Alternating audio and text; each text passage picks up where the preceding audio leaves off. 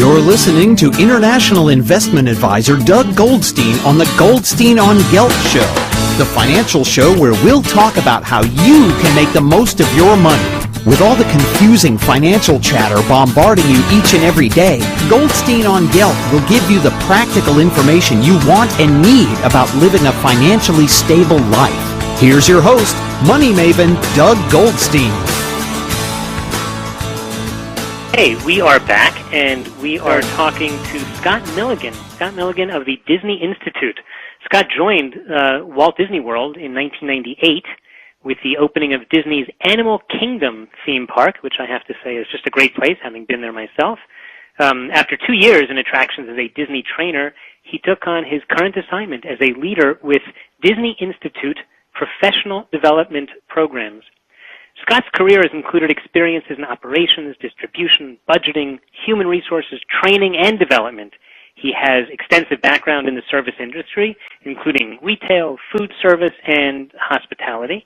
And prior to joining the Disney organization, he was a corporate director of human resource planning and development for a Fortune 50 company. So I would like to welcome Scott. Welcome to the show. Thank you so much, Doug. It's a real pleasure to be joining your show today. It's quite an honor to get to speak with you today, so we enjoy that. Listen, the Disney business model has proven itself over decades, and Disney Institute is set up to teach other companies how to do it. But can other companies really adapt such a model? Well, it's interesting that you chose to use the word adapt, Doug, because when we work with our audiences, and we work with business professionals from all over the world, we work with all sorts of different industries, and we usually begin our programs by saying it's not about thinking how can you adopt what we do here at Disney. It is about thinking how can you adapt it, meaning what we feel that we are is a benchmarking experience. I'm not going to go into your business, go into your operation, and tell you, hey, this is how you should run your hospital, or this is how you should run your financial institution.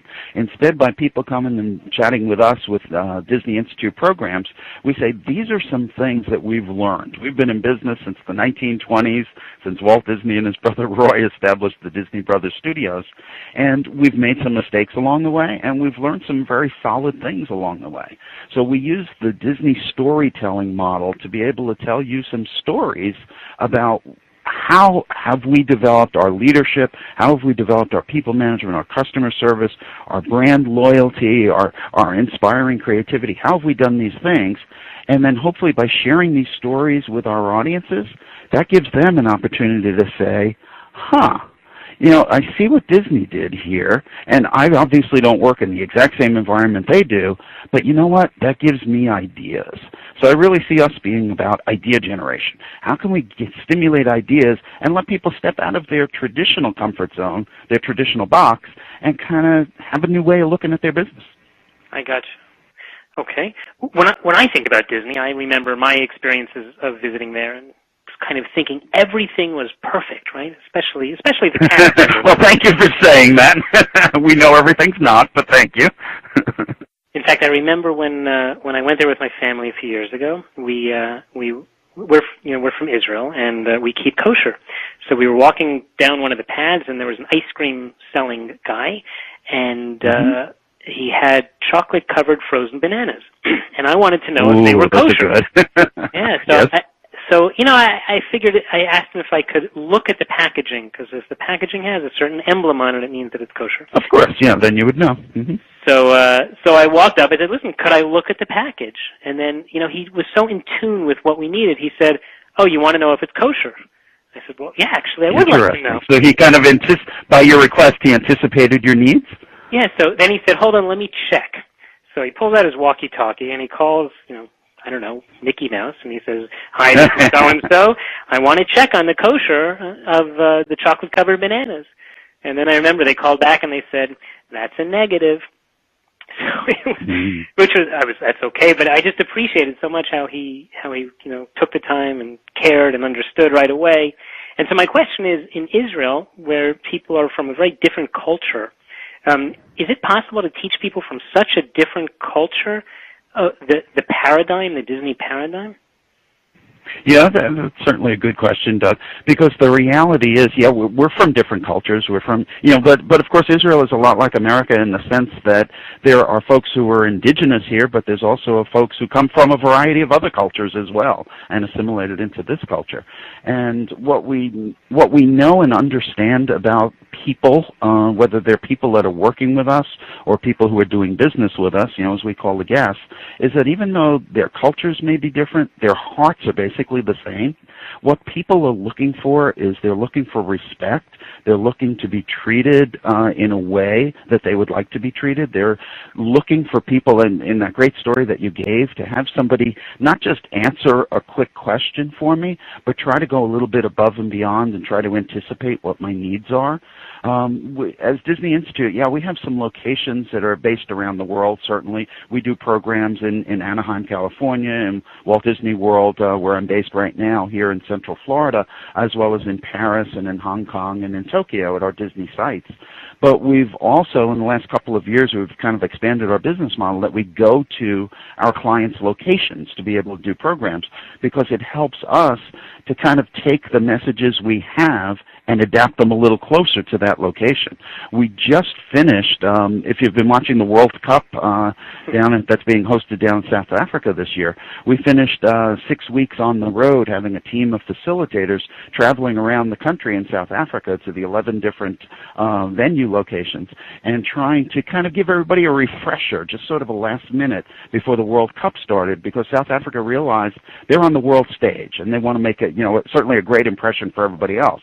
Now, the culture in South Africa is very different than our culture here in America and your culture in Israel, but again, the people are pretty much the same. So it's a matter of being able to tell people, how do you try to anticipate, how do you think about the needs and the wants of the people that you're serving, even though those needs and wants may vary by culture. We are talking to Scott Milligan, who is one of the leaders at the Disney Institute Professional Development Programs, and he's explaining to us how they teach people, for example, leadership excellence and inspiring creativity, which are two courses that I myself am interested in coming in and learning more about. But can you really teach that, someone to be a leader or to be creative, or is it inborn?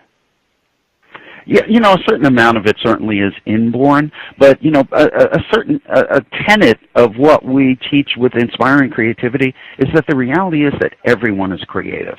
If you think about, a child going to school, little one, and they go to school and it's art day, and they've done a little sketch, they've done a house and a tree, and they've sketched mommy and daddy, and they bring that home.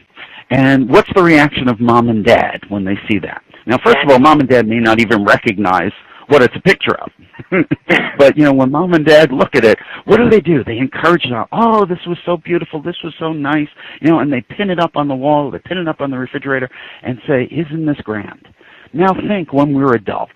Let's say your spouse was at work today and was doodling and drew a picture and then brings it home. Do you think you encourage your spouse that, hey, wasn't that a beautiful attempt? You kind of say, didn't you have anything better to do today? Right? The reality is we encourage creativity when we're little, but when we get adults, we kind of filter this thing out. And that's the reality, is that everybody has that level of creativity. What can we do as leaders to tap into that? What can we do as leaders to kind of take some of those boundaries and some of those rules off? So, yeah, can I teach you leadership? Can I teach you creativity? And I wouldn't use the word teach. What I can do is I can inspire you to bring out those talents that you already have. In terms of the leadership side, we talk very specifically in our programs that it begins with having the vision. And many organizations that we've been in, they have, the beautiful granite vision statement up on the wall. They have the beautiful, matching granite mission statement up on the wall. And we all have to do that. You have to have a vision of what you want your company to be and what you want people to do. But one of my colleagues has a great phrase. They say, you have to take that vision statement off the wall and you have to put it into work clothes. When I put that vision statement into work clothes, now I'm dealing with somebody who's on a factory line, or I'm dealing with somebody who just cleans the place after everybody else goes home. How do I take that vision on the wall and turn that into the work clothes so that everybody identifies with it? Because guess what? If they didn't have a significant role in accomplishing that vision and mission, you wouldn't have hired them in the first place. You wouldn't be paying valuable payroll to somebody unless they were important. So shame on us as leaders if we're not doing our due diligence to make that person feel important and get some great ideas. If I can give you a quick story back from Walt Disney's days. Walt Disney, opened the first ever theme park in the world back in 1955, and Walt was always traveling the park to talk to the guests, talk to the cast members. And there was one time that story that we have that he was about 6 o'clock in the morning, and of course Walt had keys to the place, and Walt opens up the orange juice stand and invited some of the custodial hosts and some of the maintenance folks that were working overnight, to make the park look fresh for the next morning. He invited them to sit down with him for a while, have an orange juice, and just kind of chat. And one of the leaders came by of those folks and said, "Hey, Walt, I need the folks to get back into work. The park's going to open in another hour." And Walt said, "Oh, no problem." Sent everybody back to do what their tasks were. And this leader said, "Well, kind of what were you doing?" And Walt said, "I never know where my next good idea is going to come from." So if we can challenge ourselves as leaders to be able to inspire that creativity, be able to talk with the folks, and these techniques are not rocket science. We make a joke here in Central Florida. Rocket science is about 50 miles to the east of us over Cape Canaveral. But it's all simple things, but the things that we talk about are very simple things, but it's just not easy to execute.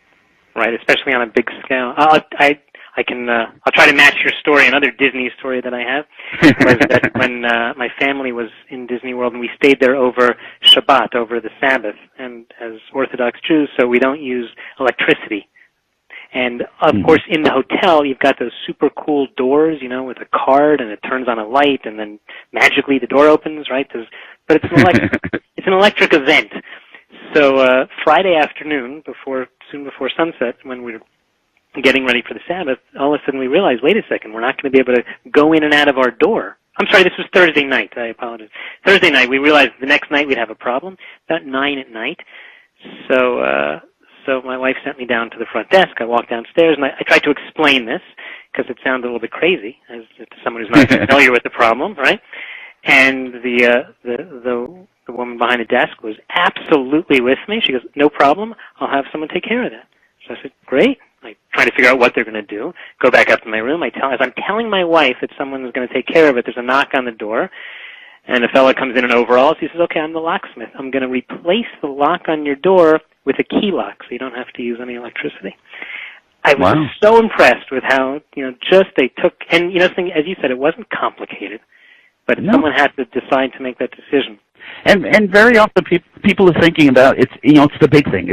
It's investing $100 million and investing in a new exciting ride or attraction or a show, but it's really these little things that make the difference, and it's these little things that people remember. And so when we talk with our clients, it's not about investing large amounts of capital. It's investing in taking the time to really think about what the needs are of the people that you're serving. Mm-hmm. I hear. Listen, Scott, this has been fascinating. It has been certainly an honor and a pleasure for me to speak to a teacher at the Disney Institute, where I am certainly looking forward to coming one day. But maybe you could just tell people how they could learn a little more. Yeah, they can go to our website. That would be a great location. It's www.disneyinstitute, as one word, disneyinstitute.com. And they can find information there about coming to one of our Disney Institute locations to take a program, or there's also information there that we can do programs at their locations. And we travel quite a bit around the world, so we'd be happy to talk to anybody and happy to chat with any businesses that are out there. So thank you for giving us the opportunity, Doug. Okay. Have you been to Israel before with the Disney Institute? Has anyone from the Institute been here? We have. We've done a couple of keynote addresses in Disney Institute. I have not personally had the pleasure, but we have done a couple of keynote programs for conferences, and we would love to be making some trips back.